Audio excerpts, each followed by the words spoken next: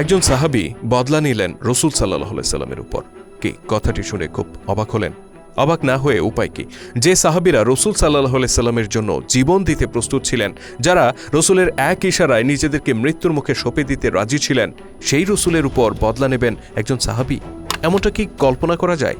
শুধু দর্শক, বদরের যুদ্ধের ঠিক প্রাক্কালে এমনই একটি অবিশ্বাস্য ঘটনা ঘটেছিল। রাসূল সাল্লাল্লাহু আলাইহি সাল্লামের একটি আচরণে কিছুটা আহত হয়েছিলেন একজন সাহাবী। অতঃপর আল্লাহ নবী তাকে বললেন, প্রতিশোধ নাও। ওই সাহাবীও এগিয়ে গেলেন বদলা নেয়ার উদ্দেশ্যে। প্রশ্ন হচ্ছে, শেষ পর্যন্ত সেদিন কি ঘটেছিল? তিনি কি সত্যি প্রতিশোধ নিয়েছিলেন আল্লাহ নবীর উপর?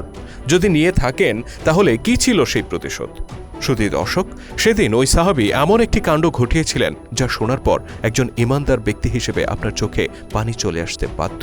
ইতিহাসের অত্যন্ত হৃদয়স্পর্শী সেই ঘটনার বিস্তারিত তুলে ধরব আমাদের আজকের পর্বে। ভিডিওর শেষ পর্যন্ত থাকুন আমাদের সাথেই।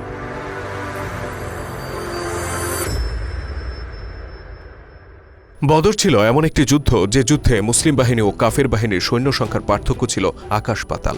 একদিকে মাত্র ৩১৩ জন মুসলিম যোদ্ধা, যারা ছিলেন বলতে গেলে নিরস্ত্র। তাদের সাথে না ছিল উন্নত অস্ত্রশস্ত্র, না ছিল ওট বা ঘোড়ার মতো কোনো বাহন।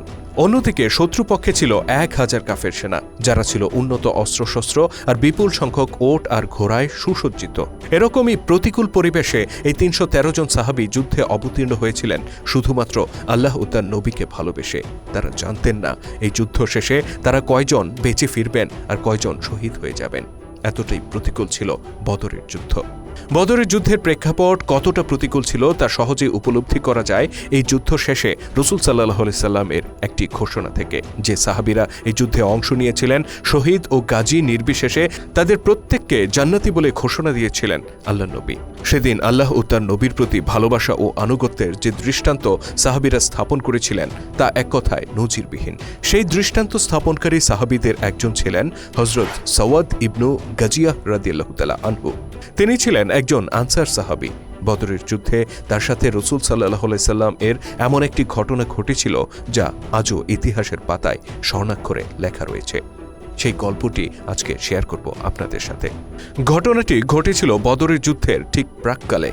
একদিকে রণসাজে সজ্জিত ১,০০০ কুরাইশ কাফের, অন্যদিকে মাত্র ৩১৩ জন মর্দে মুজাহিদ। অসম শক্তির বিরুদ্ধে বিজয়ী হওয়ার জন্য রাসূল পাক সাল্লাল্লাহু আলাইহি সাল্লাম তার বাহিনীকে বদরের যুদ্ধে অত্যন্ত শৃঙ্খলার সাথে সজ্জিত করেছিলেন। তিনি তার বাহিনীকে এমনভাবে সারিবদ্ধ করেন, ঠিক যেভাবে আজকের যুগে কুচকাওয়াজ করার সময় একদল সৈনিক সারিবদ্ধ হয়, কিংবা আমরা নামাজে দাঁড়ালে ঠিক যেভাবে কাতারবদ্ধ হয়ে দাঁড়াই, অস্ত্র হাতে সাহাবীদেরকেও ঠিক সেইভাবে দাঁড় করিয়েছিলেন আল্লাহ নবী। এই অবস্থায় সারিবদ্ধ সাহাবীদের সামনে দিয়ে হেঁটে যাওয়ার সময় রাসূল সাল্লাল্লাহু আলাইহি সাল্লাম লক্ষ্য করেন সাওয়াদ রাদিয়াল্লাহু তাআলা আনহু কিছুটা অগ্রসর হয়ে গিয়েছেন, অর্থাৎ তিনি তার সারির চেয়ে কিছুটা আগ বাড়িয়ে দাঁড়িয়েছেন। এটা দেখে আল্লাহ নবী তার পেটে তীর দিয়ে আলতো করে একটা খোঁচা দিলেন এবং বললেন, সমান হয়ে যাও সাওয়াদ। যুদ্ধের সেনাপ্রধান হিসেবে রাসূল সাল্লাল্লাহু আলাইহি সাল্লাম এমনটা করতেই পারেন, এটা খুব স্বাভাবিক ঘটনা। কিন্তু আশ্চর্যের বিষয় হচ্ছে, সাওয়াদ রাদিয়াল্লাহু তাআলা আনহু এই খোঁচা খেয়ে বলে উঠলেন, ইয়া রাসূলুল্লাহ, আপনি আমাকে কষ্ট দিয়েছেন, আমি ব্যথা পেয়েছি, আমাকে এর বদলা নিতে দিন। শুধু দর্শক, যুদ্ধের ময়দানে একজন কমান্ডার যখন তার অধীনস্থ সৈনিককে শাসন করেন, সামরিক নীতি অনুযায়ী তার প্রতিবাদ করার বা তার বদলা চাওয়ার কোনো সুযোগ নেই। এমনকি সেনাবাহিনীতে যারা প্রশিক্ষণ নেন, তাদের সাথে কথা বললে আপনি জানতে পারবেন এই ধরনের বাহিনীতে সাধারণ সেনাদের সাথে কি পরিমাণ বাজে ও নিষ্ঠুর আচরণ করা হয়। মূলত এটা করা হয় আনুগত্যের প্রশিক্ষণ হিসেবে।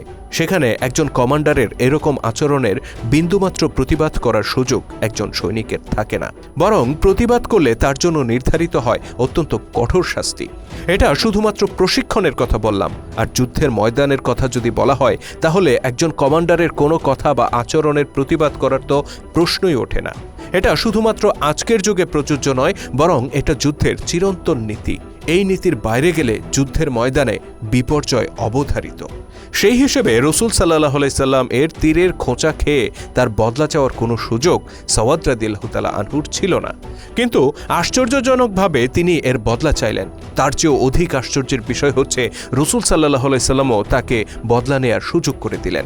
সাওয়াদ রাদিয়াল্লাহু তাআলা আনহুর পেটের যে জায়গায় তিনি খোঁচা দিয়েছিলেন, নিজের পেটের সেই জায়গা থেকে কাপড় আলগা করে দিয়ে আল্লাহ নবী বললেন, এসো সাওয়াদ, তুমি তোমার বদলা গ্রহণ করো। অতঃপর এগিয়ে গেলেন সাওয়াদ রাদিয়াল্লাহু তাআলা আনহু। কিন্তু তিনি আল্লাহ নবীর কাছে গিয়ে সবাইকে অবাক করে দিয়ে তিনি তাকে জড়িয়ে ধরলেন এবং রসুলের শরীরে যে অংশটুকুর কাপড় আলগা ছিল তিনি সেখানে পাগলের মতো চুমু খেতে থাকলেন। আল্লাহ নবী তার এমন আচরণ দেখে বললেন, ওহে সাওয়াদ, তুমি কেন এরকম করছো?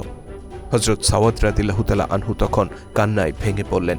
তিনি বললেন, ইয়া রাসূলুল্লাহ, আমাদের পরিস্থিতি তো আপনি দেখতেই পাচ্ছেন। আমরা জানি না এই যুদ্ধ শেষে কে বেঁচে ফিরব আর কে শহীদ হয়ে যাব। হতে পারে আর কোনো দিন আপনার সাথে আমার দেখা হবে না, হয়তো আর কখনো আপনাকে স্পর্শ করার সুযোগ আমার হবে না। তাই আমি চেয়েছিলাম যেন আপনার পবিত্র দেহ মোবারকের একটু স্পর্শ আমি পেতে পারি। হযরত সাওয়াদ রাদিয়াল্লাহু তাআলা আনহুর এই মর্মস্পর্শী কথা শোনার পর উপস্থিত সাহাবীদের অনেকেই কান্না করে দিলেন। আল্লাহ নবী নিজেও বেশ কাতর হয়ে পড়লেন। তিনি সাওয়াদ রাদিয়াল্লাহু তাআলা আনহুকে জড়িয়ে ধরে প্রাণ ভরে তার জন্য আল্লাহ পাকের দরবারে দোয়া করলেন। শ্রোতা দর্শক, এই ছিল রাসূল সাল্লাল্লাহু আলাইহি সাল্লাম এর উপর সাওয়াদ রাদিয়াল্লাহু তাআলা আনহুর বদলা নেয়ার ঘটনা। শ্রোতা দর্শক, সাওয়াদ রাদিয়াল্লাহু তাআলা আনহুর এই ঘটনায় প্রতীয়মান হয় আল্লাহ নবীকে তার সাহাবীরা কতটা ভালোবাসতেন। শুধু তাই নয়, রাসূল সাল্লাল্লাহু আলাইহি সাল্লাম কিভাবে তার জাতির মধ্যে সাম্য ও ন্যায় বিচার প্রতিষ্ঠা করেছিলেন তারও একটা বাস্তব উদাহরণ এই ঘটনা।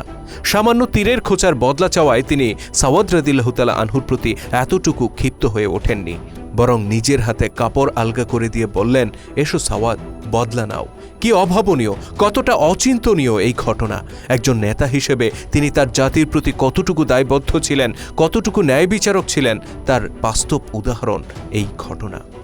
দর্শক হৃদয়ে স্বাভাবিকভাবেই কৌতূহল সৃষ্টি হয়ে থাকবে হযরত সাওয়াদ রাদিয়াল্লাহু তাআলা আনহু বদরের যুদ্ধে শহীদ হয়েছিলেন কিনা।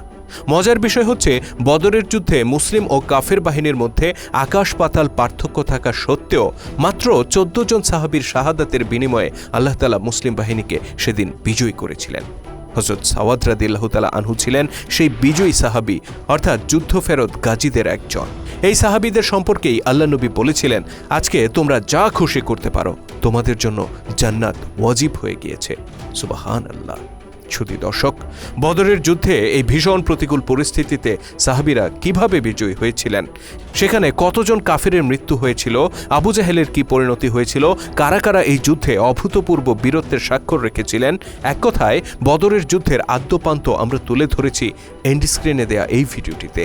ইসলামের ইতিহাসে কুফরি শক্তির বিরুদ্ধে নবী মুহাম্মদ সাল্লাল্লাহু আলাইহি সাল্লাম এর পরিচালিত সর্বপ্রথম এই বৃহৎ যুদ্ধের ব্যাপারে বিস্তারিত জানতে ক্লিক করুন এন্ড স্ক্রিনে অথবা ডেসক্রিপশনে দেয়া লিঙ্কে। আর আপনি যদি আমাদের চ্যানেলে নতুন হয়ে থাকেন তাহলে চ্যানেলটিতে সাবস্ক্রাইব করার অনুরোধ রইল।